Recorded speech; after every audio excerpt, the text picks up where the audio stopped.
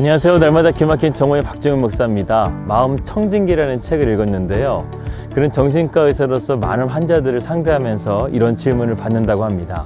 정신과 의사로서 힘든 사람들의 이야기만 듣다 보면 본인도 힘들어지지 않습니까? 그는 이렇게 대답하죠. 예, 당연히 힘듭니다.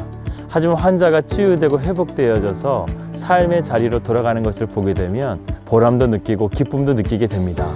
이렇게 얘기했습니다. 그런데 그가 정신과 의사로서 수많은 사람들을 상담하면서요, 한 가지 깨달은 것이 있다고 합니다. 그것은 무엇이냐면 바로 인간 안에 있는 생명력이라는 것입니다.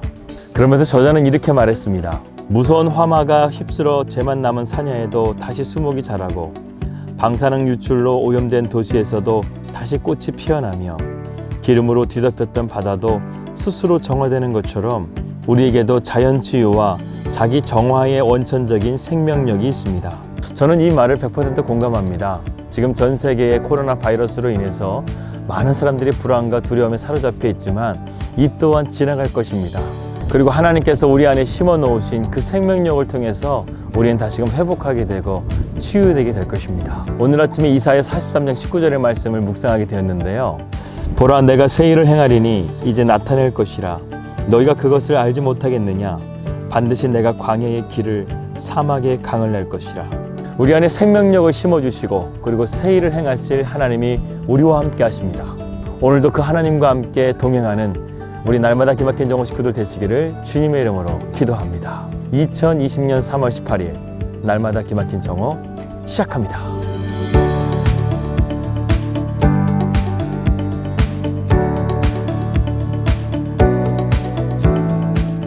사람마다 보폭이 다 다르다고 합니다.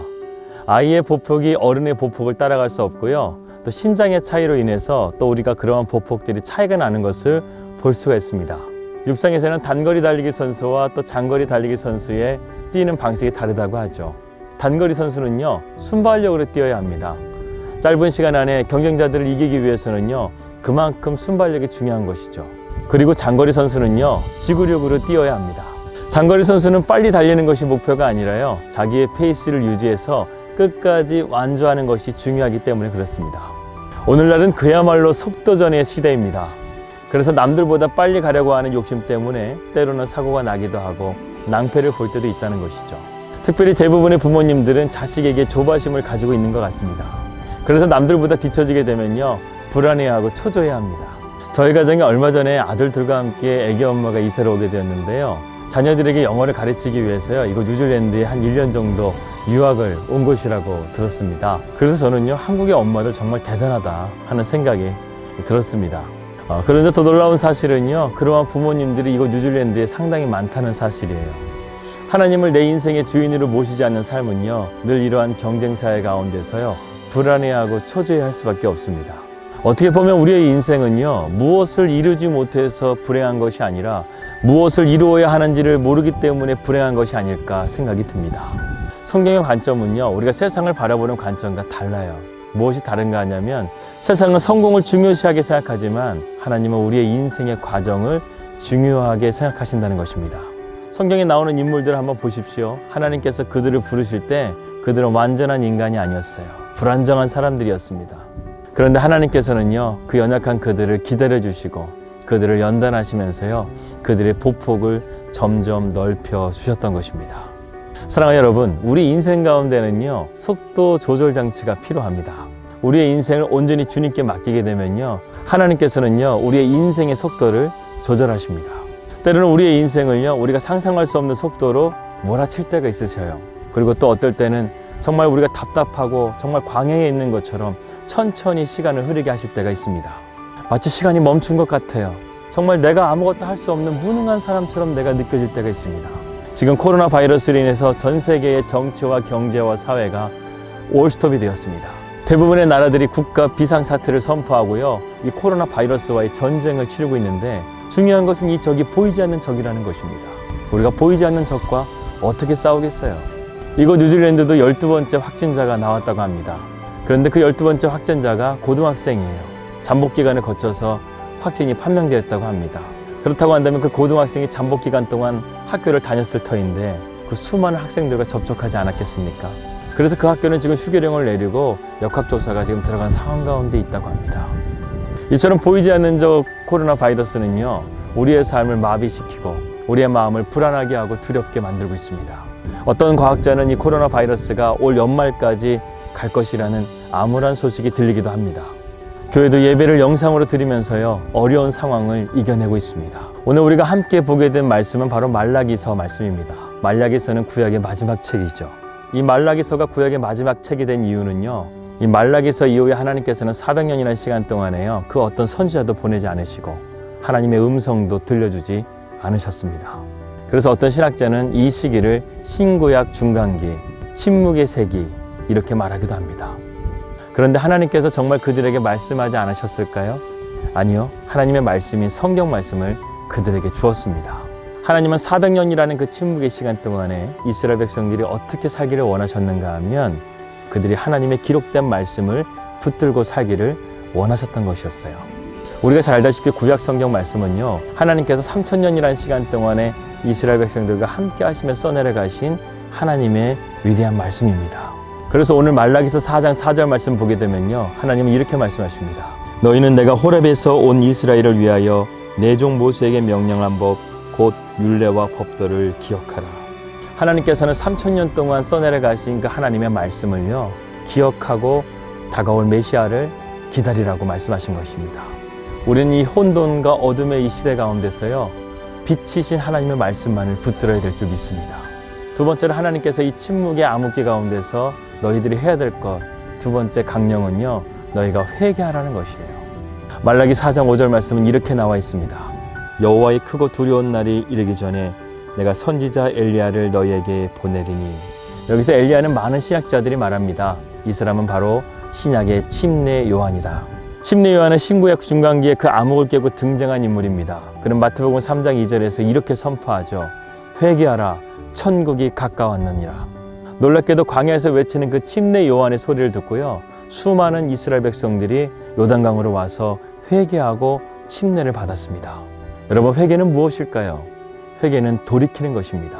누가복음 15장에 나오는 탕자의 회개가 아마 대표적인 예일 것입니다.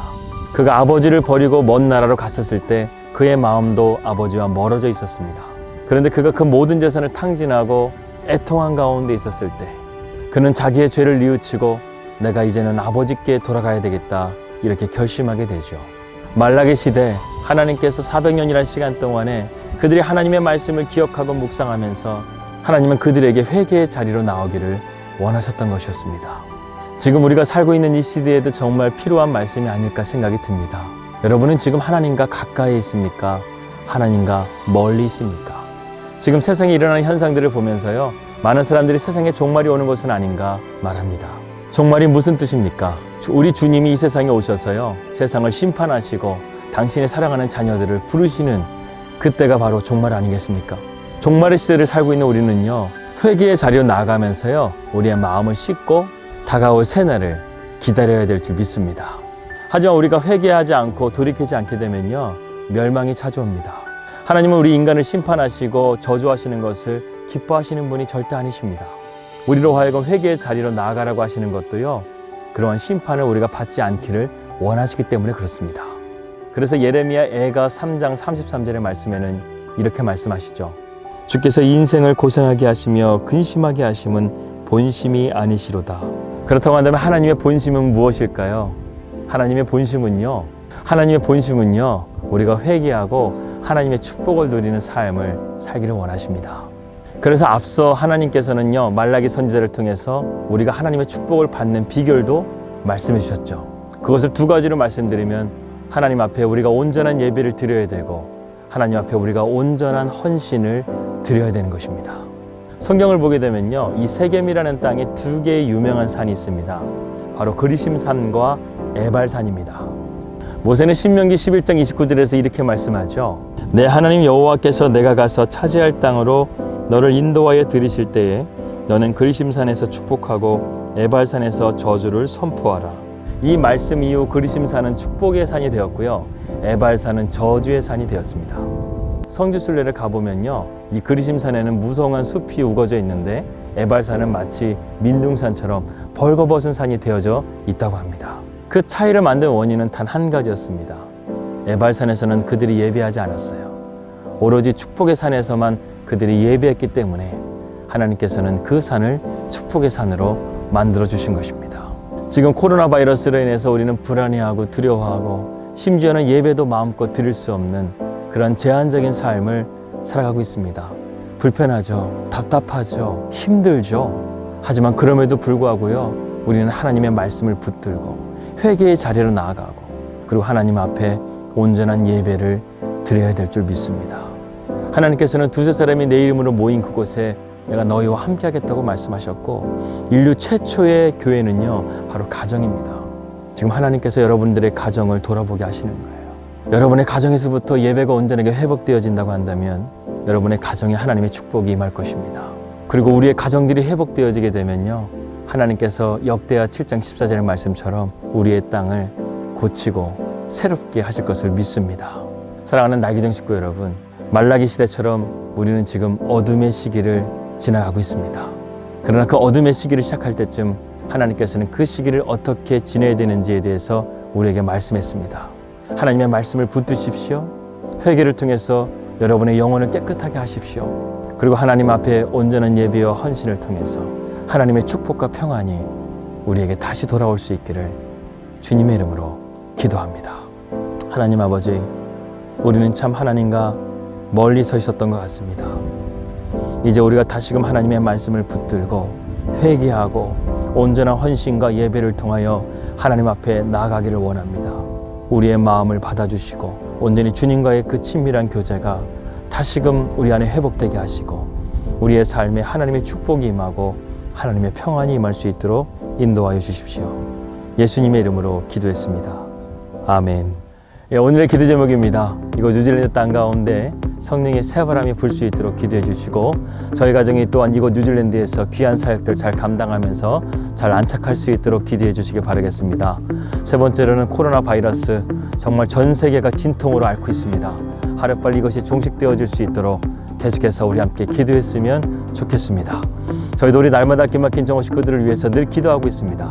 평안한 하루 되시고요. 저는 내일 뵙도록 하겠습니다. 우리 믿음으로 승리합시다. 할렐루야.